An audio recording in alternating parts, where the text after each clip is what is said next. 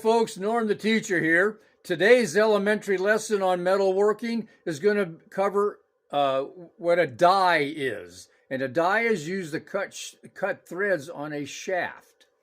In the last video I showed you, I'm using this end mill, and I'm side milling by using these side cutters, not the end cutters, but the side cutters, to make this shaft at 1/2 inch in diameter. And then once it's at 1/2 inch diameter, I'm going to cut threads on there where I can put a nut on it and it'll thread down. Okay, this is a die inside of its holder. Now this whole thing is not a die. It's this copper colored area right here that's the die. The rest of it is called the die holder. And the die is held in by these 3 screws that are putting pressure on the die to hold it in. And these dies can come in kits, and you can buy a kit that comes with a die and a tap that matches with it. Now, I've just mentioned taps. Taps make threads inside of a hole, like here, on a nut. Dies make threads on a shaft, like here. And I'm going to do a separate video of cutting the threads on this shaft, but right now I just want to cover what a die is.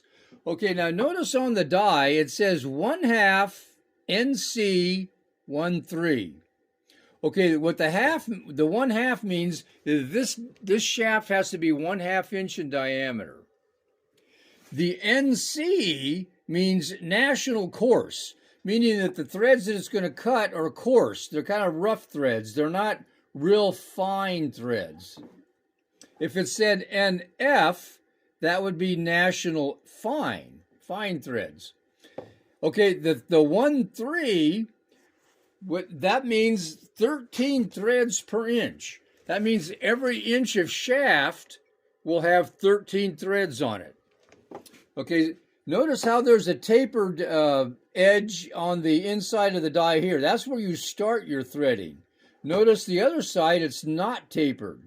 You want to start on your shaft like this. Let's say this is the shaft you're working with. You would start the tapered end down towards the shaft. So it does make a difference what side of the die you use to start your threading. Okay, the rest of it is a die holder, and with handles. And so that's dies, cutting threads on a shaft, not a hole. And I will do a separate video on covering taps.